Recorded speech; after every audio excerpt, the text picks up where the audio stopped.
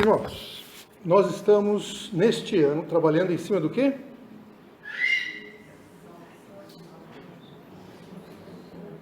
Vamos lá, ainda não está bem seguro ainda, né? Nós já estamos chegando lá mais para o final do ano. Então, está lá na tela. Um só Senhor, uma só fé, um só batismo. A ideia é de colocar como se fosse uma régua, né? Para nivelar, clarificar o que nós cremos. Quando a igreja começa a crescer, o que acontece? Várias ideias as pessoas podem ter. E a gente precisa, dizendo assim, né? Passar a régua, que a gente esteja na mesma página, né? A considerar sobre as coisas que nós cremos. Tá bem? Muito bem. Hoje eu quero falar sobre um coração íntegro. O que é um coração íntegro? O que a palavra íntegro traz para a sua memória? Vamos lá, vamos esquentar a máquina, né, e começar a participar. Fiel aos seus princípios, alguém justo, correto, inteiro, né? Então, quando a gente pensa em integridade, nós pensamos em alguém que tem as suas características bem equilibradas, não é? Então, é alguém que tem habilidade de fazer escolhas certas. É alguém íntegro. Ele não se desvia diante das oportunidades. Ele vai olhar para os princípios que regem a sua vida e aí ele toma decisões em função disso. Então, integridade é isso, é a capacidade de administrar a nossa vida de tal maneira que a gente respeite a nossa Constituição. Nós vivemos aqui em Portugal e Portugal tem uma Constituição. Quando alguém não respeita a Constituição, o que acontece? Não acontece nada? O que acontece quando alguém não respeita a Constituição? Ele vai ser levado diante de um tribunal para se explicar por que você está agindo contrário àquilo que está escrito na Constituição portuguesa. Eu estou me candidatando à nacionalidade portuguesa. Eu tenho que saber o hino. E eu tenho que conhecer a Constituição do país. Quem é cidadão de uma nação, ele conhece as normas que regem a nação. Nós somos cidadãos de onde? Dos céus. Muito bem, ótimo. Então, quais são as normas que regem, qual é a Constituição desta nação? É a palavra de Deus, é a Bíblia, não é? Quantos aqui já colocaram a mão na Constituição portuguesa?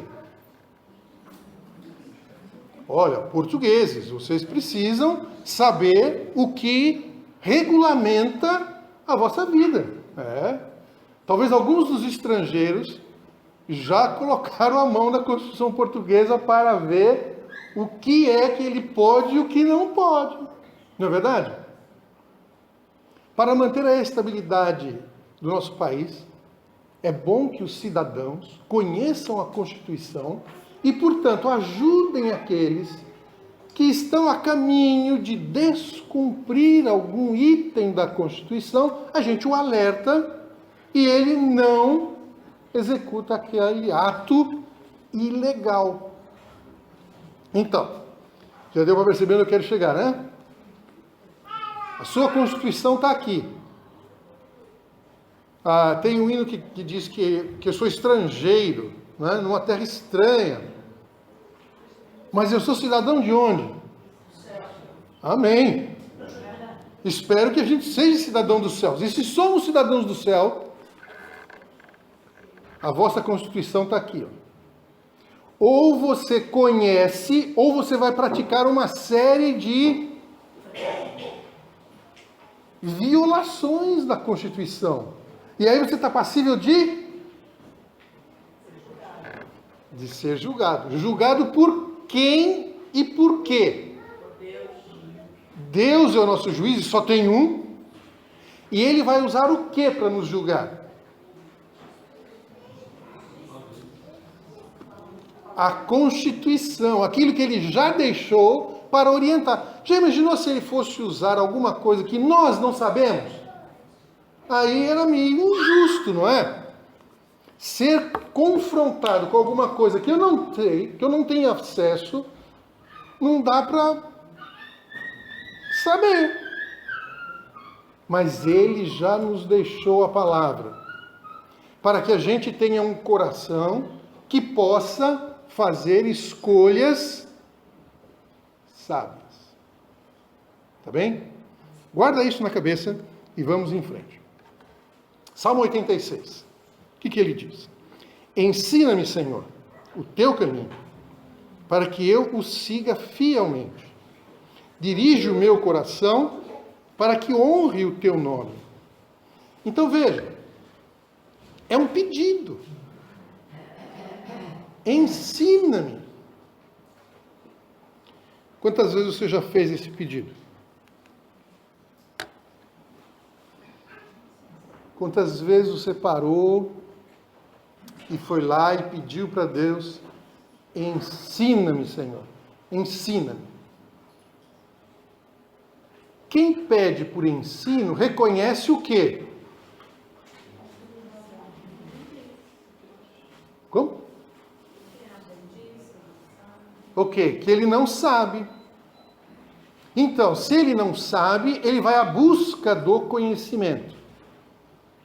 Então, quando eu digo, Senhor, ensina-me, é porque existe lacunas, existe coisas que eu não sei. Agora, vamos lembrar de uma coisa. Quando você aceita Jesus como Salvador, a Bíblia diz o quê? Que você nasceu de novo, não é? Estava morto em seus delitos e pecados e agora nasceu de novo. Eu tenho 2 bebês aqui, uma graça, não é? A gente olha ali, tá, né? Quanto da Constituição eles já sabem? Não sabem? São muito pequeninos ainda, não é? Ok. Na vida cristã, você já foi ou é um bebezinho assim. Não sabe muita coisa e precisa de alguém que lhe oriente, que lhe cuide. Tu não deixa de cuidar do bebê, né? Tu cuida bem, não é? Isso. Então, quem é que está cuidando de você? Sim, o nosso Pai, é verdade. Mas além de Deus, Ele tem constituído um berçário, vamos dizer assim, aonde os novos, aqueles recém-nascidos, vão estar e vão ser cuidados para ensinar. Logo, logo, o bebê vai começar a andar. Já anda, não, né? Engatinha? Ah, já tem que prestar atenção, né? Porque senão ele...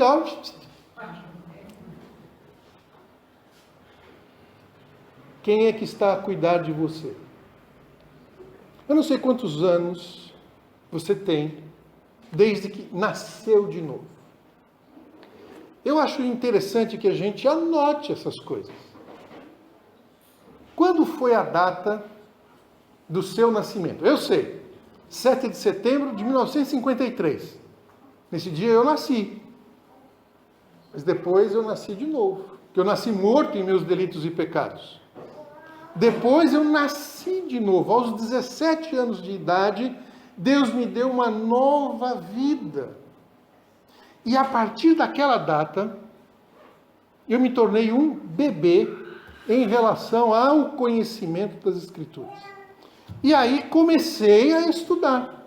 Ensina-me, Senhor. E aí tiveram pessoas que cuidaram de mim. Oh, que bênção! Alguém que vem, troca as fraldas, dá de comer, vê se eu estou bem.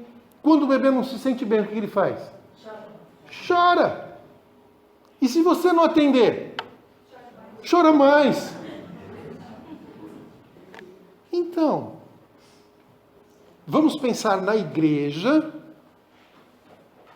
Lembra, a igreja não é esse prédio. Esse prédio é só uma sala de reuniões. Quem é a igreja?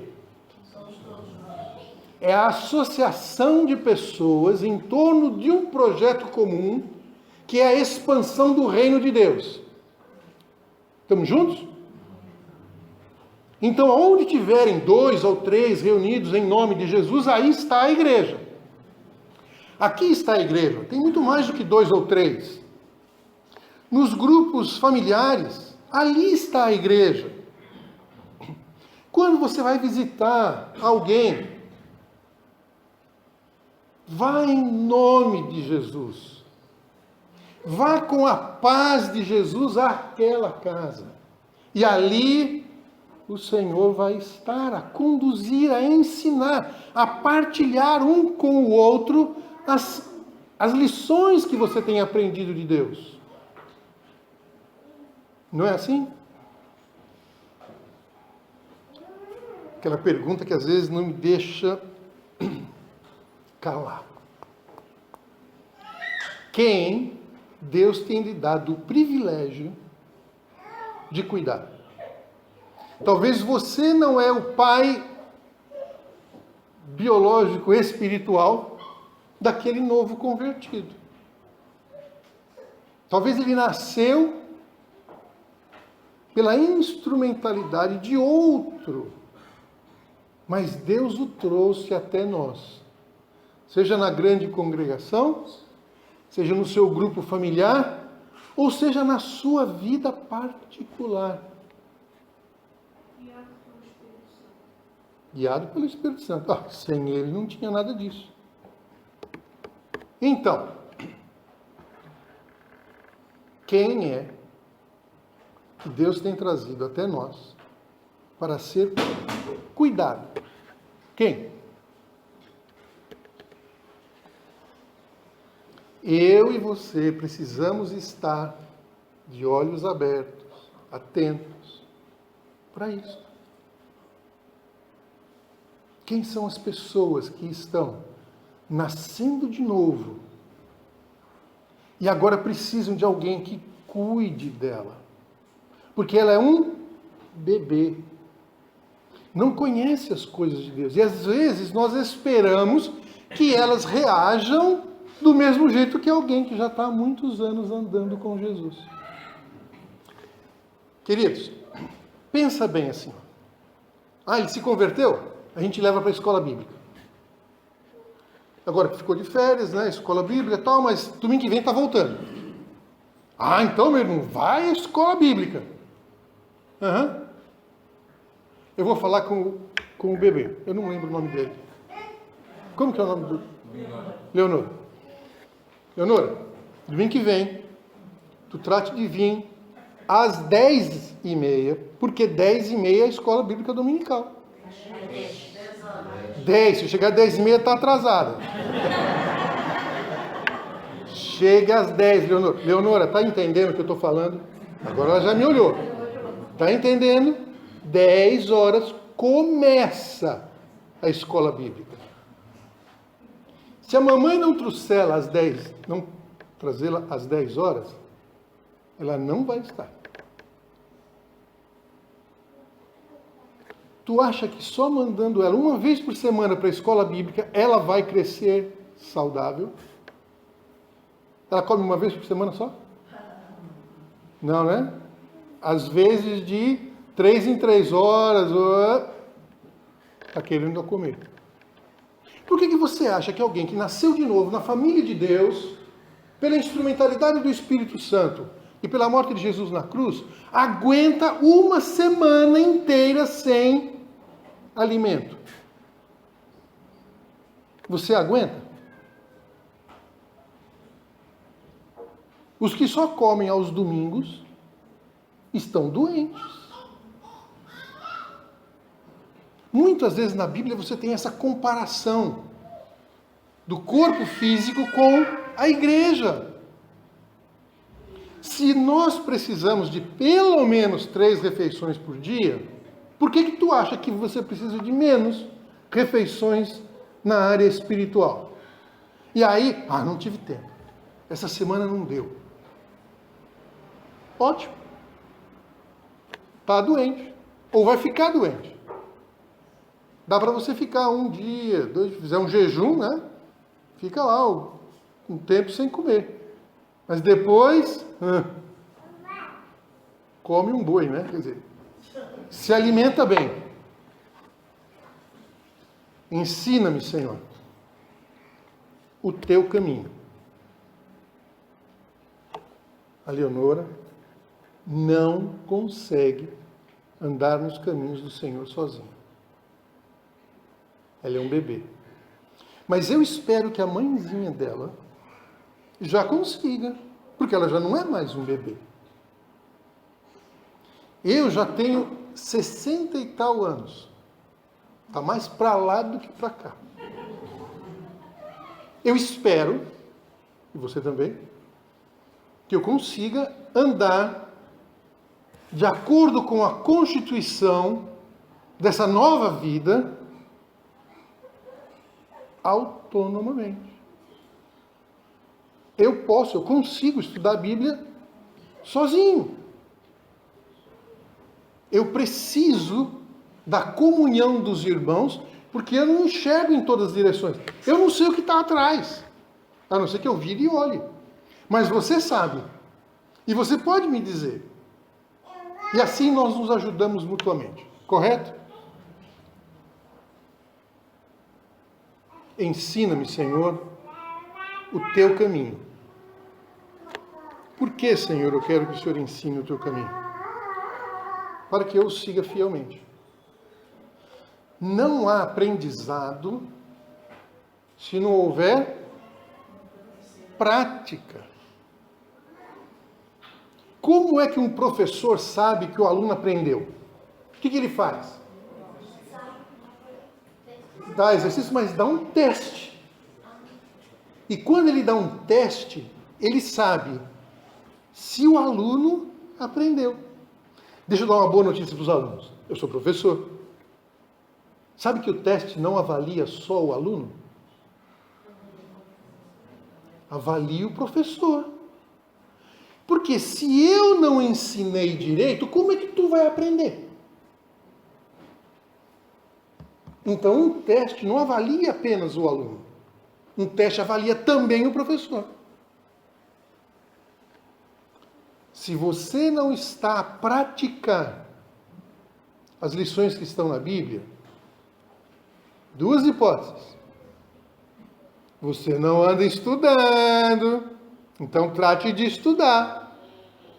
Qual é a segunda hipótese? Pode falar. O professor não é bom, não ensinou direito, não é? Por isso, numa comunidade, lembra, nós já vimos lá no outro domingo, que Deus deu diferentes dons. Para quê? Para que o corpo todo cresça em harmonia. Se tem uma dúvida, vamos ser bereanos. Pegar na Bíblia e saber se é assim mesmo que está escrito. E se não for, pode perguntar. Ô, professor, não entendi bem o que o senhor explicou não, ó. E pelo que eu leio na Constituição, no livro texto, a coisa não está batendo. Alguma coisa eu não percebi. Me ajuda. Não tem demérito nenhum de perguntar quando a gente não entende. Demérito tem a gente continuar na ignorância. Ignorância é a ausência do conhecimento. Não tem mal nenhum em perguntar. A Leonor não nasceu sabendo. Mas se ela continuar Se a mãe dela continuar a fazer as coisas que a Leonor faz, a gente vai achar que tem algum problema com ela, né? Então, novos convertidos. E a Bíblia diz que, lá em Gálatas, que pelo tempo, alguns já deveriam ser maduros, mas ainda são bebês. Não é para responder, essa aqui é só para pensar. Quantos ainda estão tendo reações iguais às da Leonor? Como bebê. Engasga com qualquer comida um pouco mais sólida. Não fica só com o leitinho e com a papinha. Pelo tempo que muitos de nós temos, enquanto novos, da nova criatura, nós temos que olhar se os nossos comportamentos condizem com o tempo. Se não condiz, me entenda bem, eu estou retardado. Retardado é alguém que não está no tempo certo. Seria eu um retardado espiritual?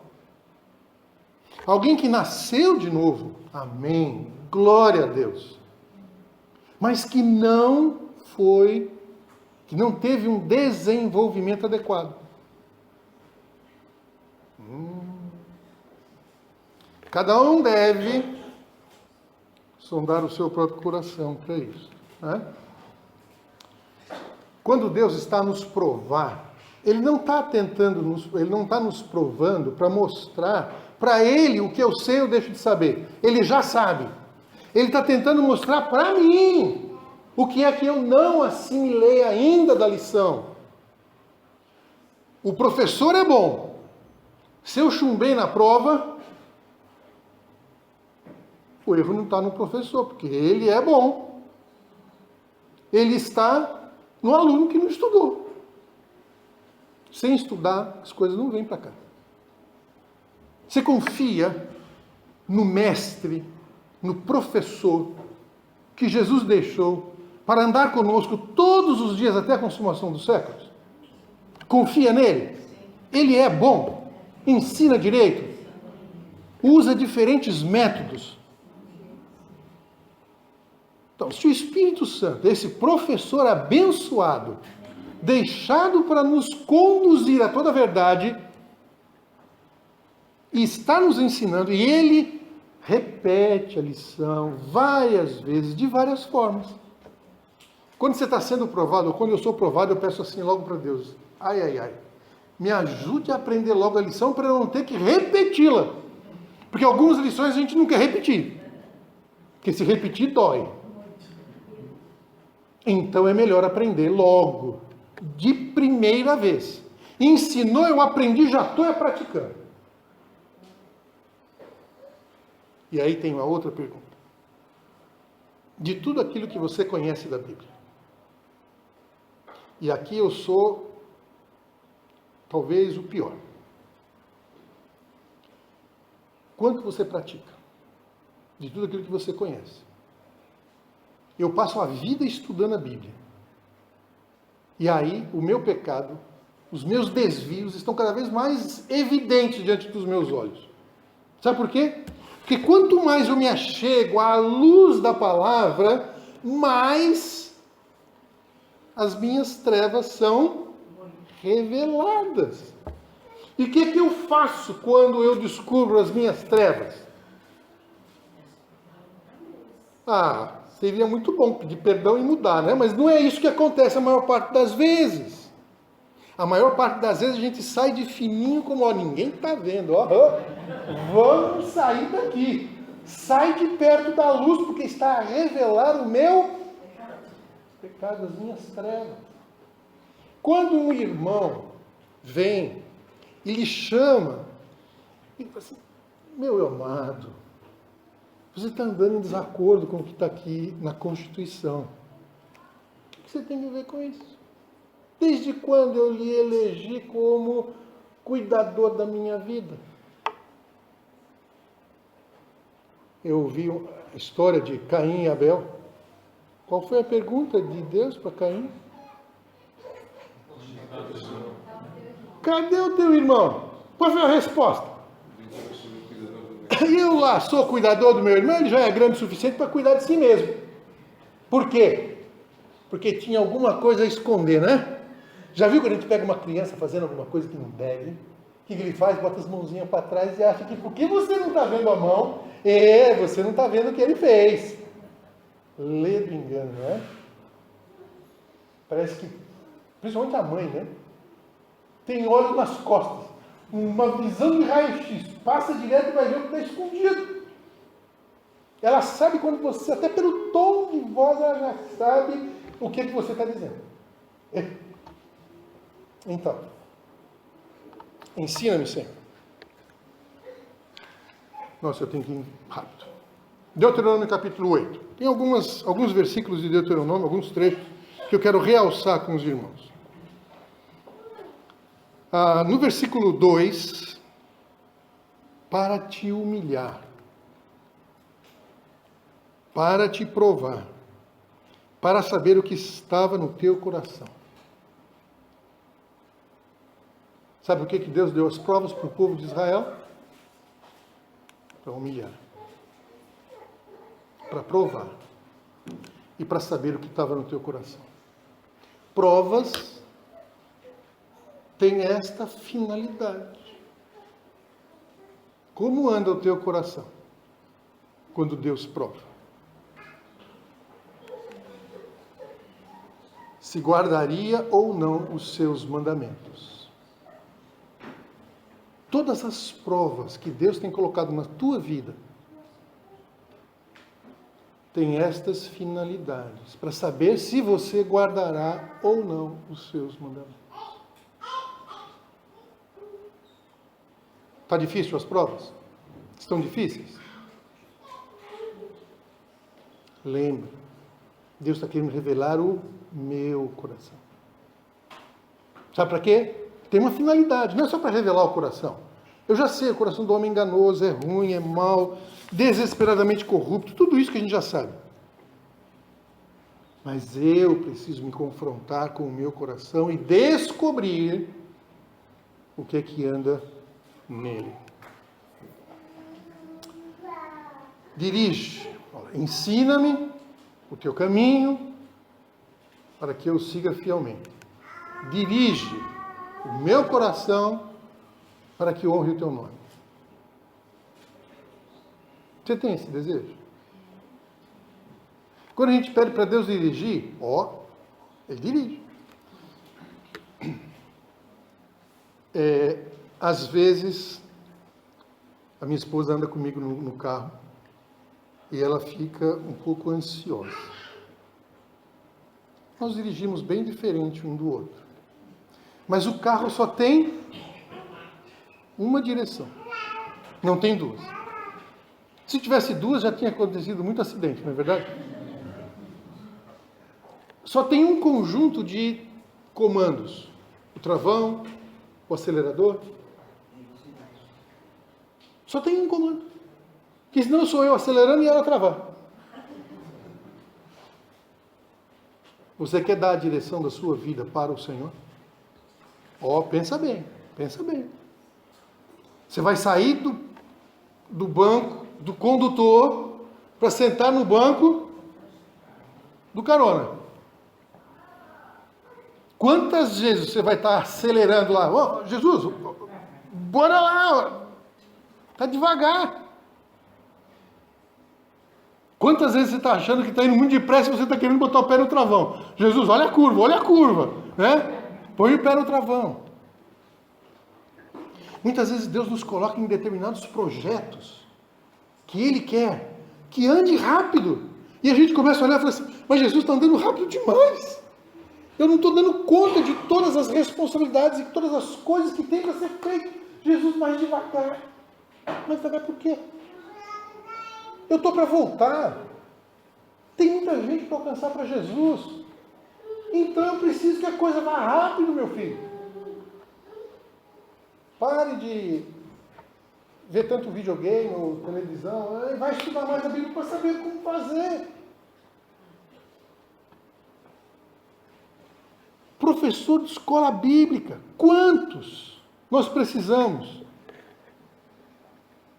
Tem o quê? 5 grupos familiares? 5. A igreja tem o quê? Já umas 100 e tal pessoas? 70. Quase que 10 em cada grupo. Não está na hora de multiplicar, não? Será que só esses 5 já dão conta? Uma pergunta que já me fizeram. Por quem é que você está orando para que ele tome uma decisão por Jesus? Quem? Se você não está orando por ninguém, como é que as pessoas vão se converter? Se eu não estou pedindo para Deus aquela pessoa, para que ele seja livre do império das trevas e venha para o reino do Filho do seu amor. Porque se eu não oro, eu também não faço nada. Porque eu não estou no foco. A pessoa não está no meu foco. Percebe? Caderninho de oração. Coloque lá. Ponha naqueles papeizinhos que você pode colar na geladeira, no frigorífico. E toda vez que você passa no frigorífico ou abre a porta, você lembra que tem para orar. Tire uma foto. Põe lá no frigorífico. E você vai lembrar de estar a orar pelas pessoas. Muito bem. São as tribulações, as adversidades, que verdadeiramente sabemos quem nós somos e o que existe dentro de nós.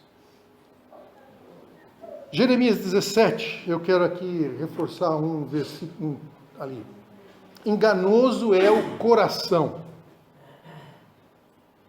Enganoso. Portanto, não se iluda, o seu coração é enganoso. Não é só o meu, não. O seu também. Péssima notícia, né? Mas não tem problema, não. Tem mais. Ele é desesperadamente corrupto. Tem mais. Eu, o Senhor, esquadrinho o coração. Sabe o que é esquadrinhar? Colocar tudo enquadradinho e pegar partes menores.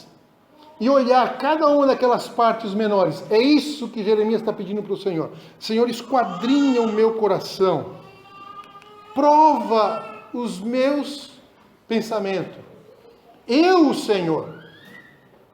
Não é eu o pastor, não é eu o diácono, não é eu o líder do grupo familiar. É o Senhor que está a esquadrinhar o meu e o seu coração e revelar tudo que está lá. Porque Ele quer nos dar segundo o nosso fruto. Ficou uma coisa em cima da outra lá. Tá? Esquadrinhar é examinar de maneira minuciosa, analisar detalhadamente, procurar exaustivamente. É isso que o Senhor está fazendo com o meu e com o seu coração.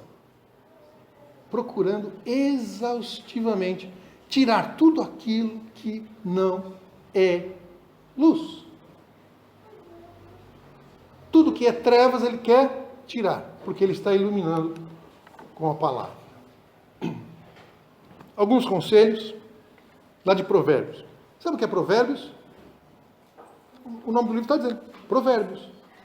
São frases boas para você memorizar, porque são curtos, pensamentos curtos, e dá para memorizar, e ele conduzirá a nossa vida.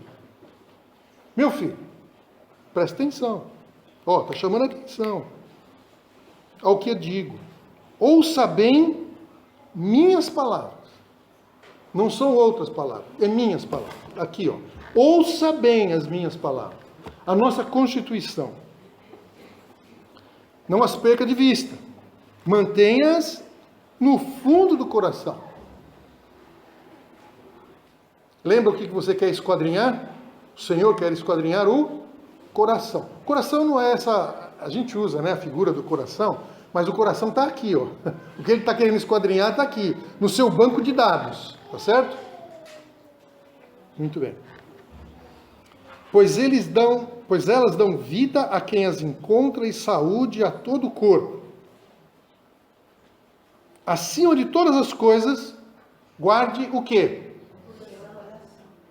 Pois ele dirige o rumo da sua vida. Tem que guardar alguma coisa? Guarda o coração. É ele que dirige o rumo da sua vida. Quando você tem que tomar uma decisão, a Constituição é que vai dizer se essa decisão sua está certa ou não. Se alguém vier lhe ajudar a compreender melhor a Constituição, não fique chateada com ele, não. Agradeça. Sabe quando alguém vem e diz que eu estou fazendo uma coisa errada, eu agradeço. Sabe por que eu agradeço? Porque tem alguém que está a enxergar, a zelar por mim, me ajudando a não continuar fazendo errado.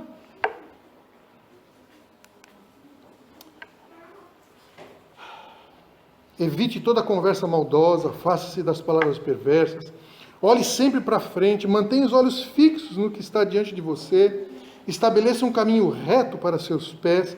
Permaneça na estrada segura. Não se desvie nem para a direita, nem para a esquerda. Não permita que os seus pés sigam o mal.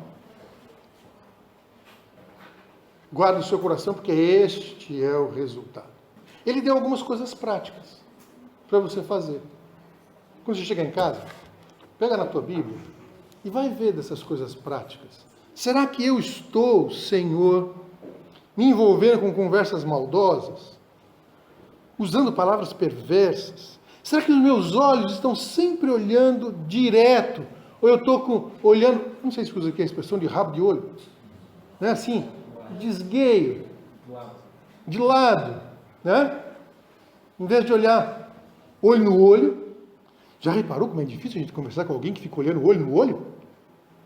Parece que incomoda, né? Essa pessoa está querendo invadir para dentro. E muitas vezes é porque nós temos alguma coisa que a gente não quer que a pessoa perceba. É isso que Provérbios está sugerindo. Muito bem, meus irmãos. Hoje nós falamos de cuidar do coração. Então, preciso ajudá-lo. Vamos tomar algumas posições. Lembra, não adianta ensinar, a gente precisa internalizar o ensino, botar de tal maneira que a gente pratique, tá bem? Então, eu sou o único responsável para segui-lo fielmente. Não diga que eu não fiz isto porque o irmão, ou a irmã, ou a minha esposa, ou o meu marido, ou o meu filho. Não, você não fez porque você não quis obedecer o que a Bíblia diz. Não bote a culpa no outro. Isso já vem desde o Éden e só deu errado. Deus, a mulher que tu me deste. A mulher falou, a serpente me enganou e eu comi. Sempre empurrando a responsabilidade para outro. Então, quando errar, diga logo, errei, assuma. E o próximo passo é mudar. Não tenho como delegar essa responsabilidade para ninguém. Eu não posso pedir para Magali ajustar as coisas para mim. Eu, Rubens, que fiz errado, preciso ir lá e ajustar. Então, tome a posição de não delegar para outro. Faça. E o que é que nós podemos fazer? Qual é o compromisso que eu espero que você possa assumir? Primeiro é permitir que o Senhor esquadrinhe meu coração. Assine uma procuração dizendo, Senhor, pode esquadrinhar o meu coração. Agora, uma má notícia, hein? Está cheio de coisa ruim no seu coração. Ele falou que ele é corrupto, desesperadamente corrupto. Quanto mais você chega, quanto mais chegamos perto da palavra, mais a gente vai ver as nossas falhas. Isso não é um problema seu, é um problema de todos nós. Por isso Jesus precisou morrer na cruz, para resgatar a nossa comunhão com o Pai, e assim a gente aprender a palavra dele. Por fim, permitir que o Senhor interfira nas minhas escolhas. Isso é muito difícil, principalmente para os adolescentes. Porque ele está naquela fase, né, de assumir as suas próprias decisões. E aí, quando Deus precisa dizer não, ele endurece a cerviz, né, o cangote aqui, o pescoço, mas eu vou fazer. Vai, e vai passar mal. Ouça. Os 7 primeiros capítulos de Provérbios diz assim: ouça, filho meu, o conselho da mãe, a orientação do pai, ouça. Queridos, que Deus nos abençoe, que Deus nos guarde. Permita, passe uma procuração, assine embaixo: Senhor, esquadrinhe meu coração. Vê se há em mim algum caminho não. Guia-me pelo caminho eterno. Transforma a minha vida. Eu não quero mais viver feito um bebê. Eu quero andar maduro, eu quero crescer, eu quero caminhar na graça e no conhecimento de Jesus.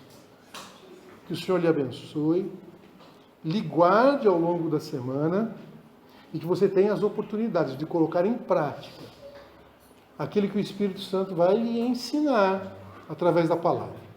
Talvez tenha lições diferentes para cada um de nós, mas que o Senhor te abençoe. Amém?